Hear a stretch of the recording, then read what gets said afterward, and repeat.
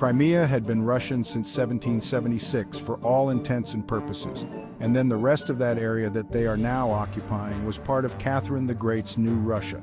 Now, within the last 2 weeks, Russian politicians have said, it's time to make it clear that we're going to seize control of Kiev and Odessa. Well, that's been clear from the beginning. If you're going to declare war on us, which is what we've effectively said to Russia, then we're going to retake everything that is ours historically, and that's what they're going to do, and there's not a damn thing. Ukrainians have lost somewhere between 450 and 500,000 dead now.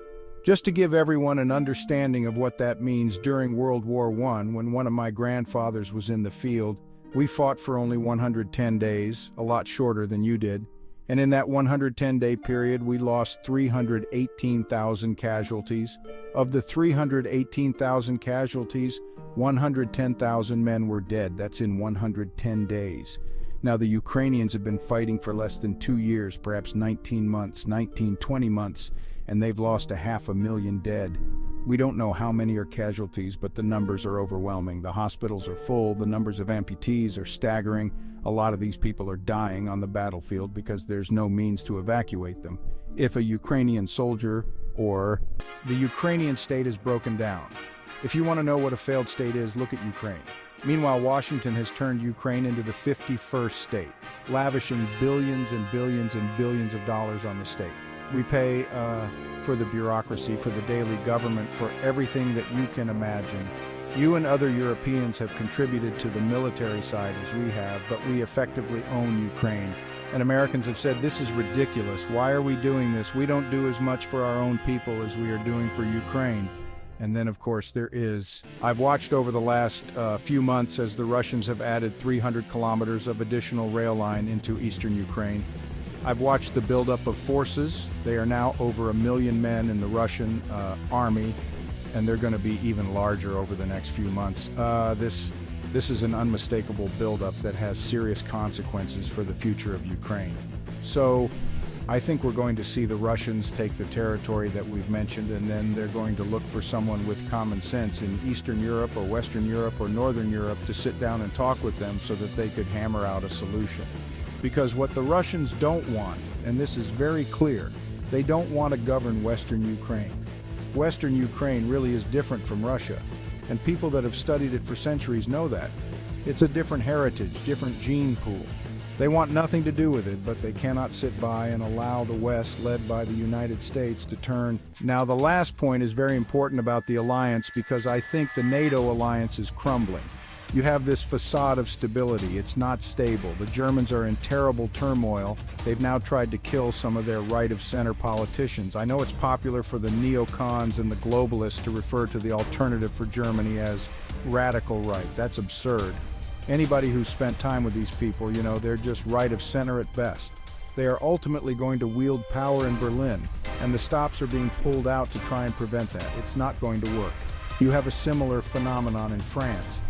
At some point, that state is going to fundamentally change for the same reason that we will in the near future, and that's economics and finance. You have something you call gilts. I think we call them treasuries. I would urge everyone to look at the United States Treasury market. Look at the long-term Treasury bonds. The yields are now at 4.8%.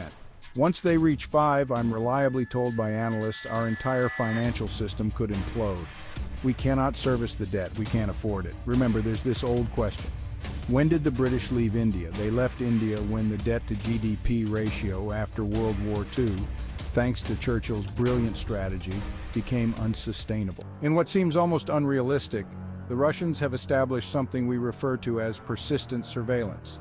This means that virtually nothing can be said, no action can be taken inside Ukraine's borders without the Russians knowing it. If they detect it, they can also target it. They've demonstrated with great precision the ability to identify and destroy targets right along the border with Poland and Romania. What's happening now? What just happened within the last 24 to 48 hours in Ukraine, some 30 miles behind Ukrainian front lines, was the destruction of a group of Ukrainian soldiers.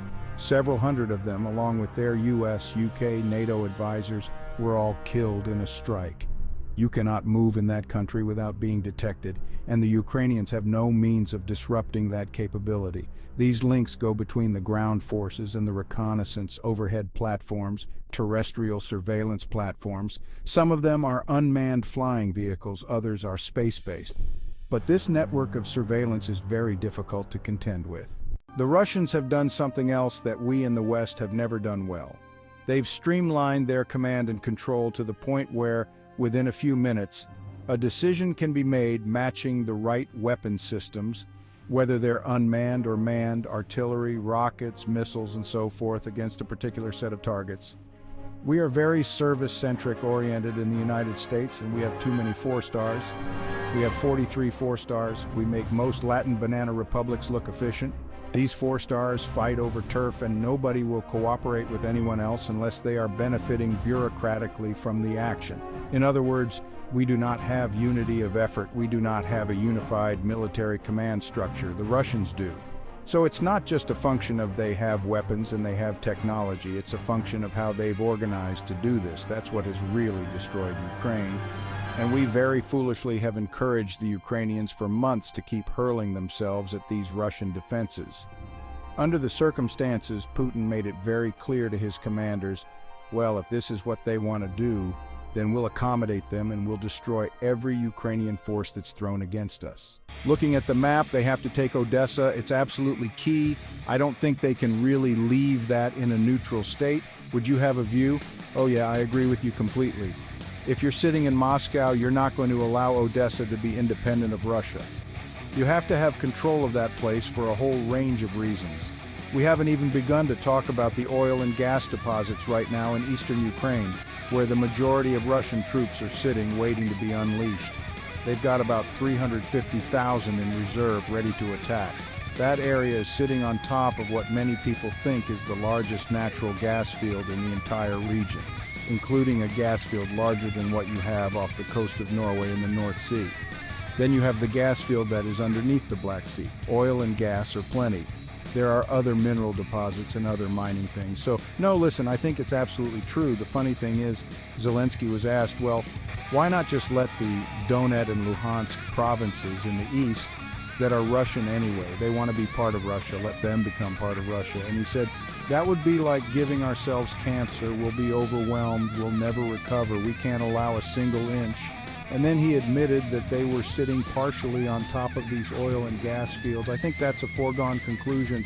Again, there's no rush to take Odessa. I think Kov will fall long before that.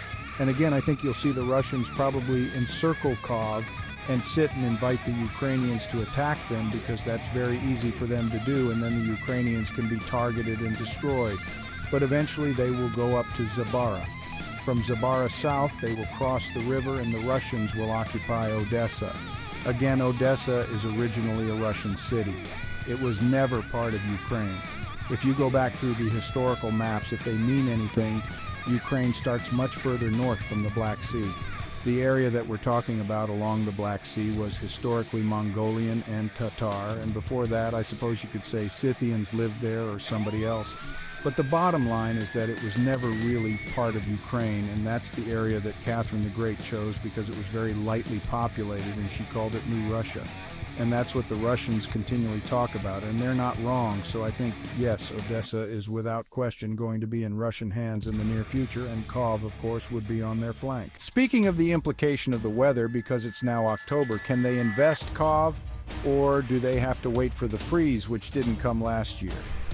Well, it's interesting you bring that up because meteorologists, for whatever reason, are predicting that this year it will be very cold. I have no idea. You never know with the weather. And that's the problem with the climate change religious cult. Whatever happens is a product of climate change, whether it makes sense or not. I just don't know what it will be, but they're predicting cold weather.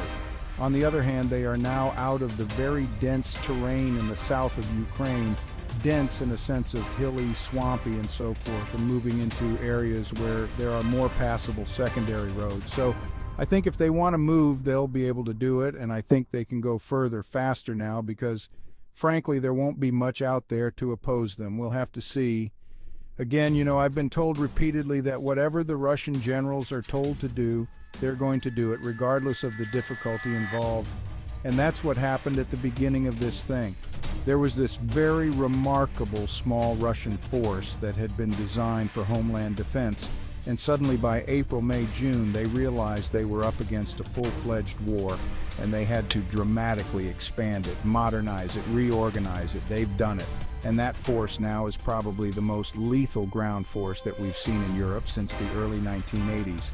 And that's our great achievement. We've turned Russia into the very thing that we said we were trying to prevent.